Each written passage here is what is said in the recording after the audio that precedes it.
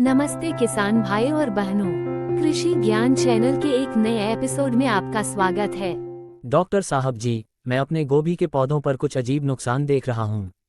मुझे लगता है कि यह डायमंडबैक मॉथ हो सकता है। भाई जी, डायमंडबैक मॉथ गोभी के खेतों में एक आम कीट है। डायमंडबैक कीट प्लूटेला ज़ाइलोस्टेला, जिसे कभी कभी गोभी कीट भी कहा जाता है, प्लूटेलिडे परिवार और प्लूटेला जीनस की एक कीट प्रजाति है। छोटे भूरे भूरे रंग के पतंगे में कभी कभी एक क्रीम रंग का बैंड होता है जो उसकी पीठ पर एक हीरा बनाता है। इस प्रजाति की उत्पत्ति यूरोप, दक्षिण अफ्रीका या भूमध्य सागरीय क्षेत्र में हुई होगी, लेकिन अब यह दुनिया भर में फैल गई है। डॉक्टर साहब जी, ये कीट किस तरह नुकसान करता है? भाई जी, इस कीट की सुंडियां गोभी वर्गीय सब्जियों को क्षति पहुंचाती हैं। मुख्यतः ये कीट फूल गोभी, बंद गोभी, मूली तथा सरसों वर्गीय फसलों को क्षति पहुंचाता है। आरंभिक अवस्था में सुंडियां पर्णखनिक कीट की तरह पत्तों में सुरंग बनाती हैं, जबकि बाद में सुंडियां पत्तों की एक तह को खुरच कर खाती हैं। इस कीट के प्रकोप से पत्ते सफेद झिल्ली की तरह दिखाई देते हैं। गोभी के फूल हेड बनने के बाद यह उनके अंदर चली जाती हैं और उन्हें क्षति पहुंचाती है। इस कीट के प्रकोप के कारण गोभी के फूल की गुणवत्ता में कमी आती है।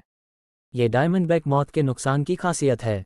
वे पत्तियों पर भोजन करते हैं। डॉक्टर साहब, क्या आपने अभी आसपास कोई लावा या पतंगा देखा है? हाँ भाई जी, मैंने पत्तियों के नीचे कुछ छोटे हरे रंग के कैटरपिलर देखे हैं। भाई जी, इस कीट के पतंगे 8 से 10 मिलीमीटर लंबे तथा भूरे रंग के होते हैं। ये पतंगे जब बैठते हैं तो इनकी पीठ पर हीरे के आकार के हल्के सफेद रंग की आकृति बनती है। इस कीट की मादा पत्तों की सतह पर हल्के पीले रंग के अंडे देती है, जिनमें से हल्के रंग की सुंडियां बनती हैं। उनका जीवन चक्र आमतौर पर कितने समय तक चलता है डॉक्टर साहब? भाई जी, ये कीट अपना जीवन चक्र 15 से 20 दिनों में पूरा कर लेता है। एक स्थान पर यह कीट 4 से 5 जीवन चक्र पूरे करता है। अपने जीवन काल में एक मादा लगभग 100 अंडे देती है। इस कीट की सुंडियां 10 से 30 दिन में पूर्णतः विकसित हो जाती हैं और रेशमी जालों में प्यूपा में परिवर्तित हो जाती हैं। तो उन्हें प्रबंधित करने का सबसे अच्छा तरीका क्या है डॉक्टर साहब? इस कीट की रोकथाम के लिए समय पर कीट प्रबंधन करना जरूरी होता है। पतंगों का समय रहते पता लगाने के लिए फेरोमोन ट्रैप का प्रयोग करें। फसल खत्म होने के बाद खेत से सारे बचे हुए पौधों तथा पत्तों को नष्ट कर दें और खेतों की अच्छी तरह से जुताई करें।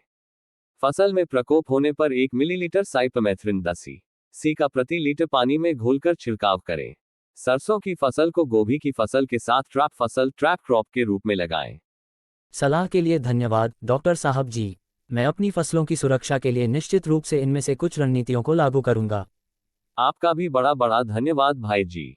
प्रारंभिक पहचान और रणनीतियों का संयोजन डायमंडबैक मॉथ संक्रमण के प्रबंधन में महत्वपूर्ण है। कृषि में अधिक जानकारी के लिए हमारा चैनल कृषि ज्ञान जरूर देखते रहें और अपने किसान मित्रों के साथ भी शेयर करें। धन्यवाद।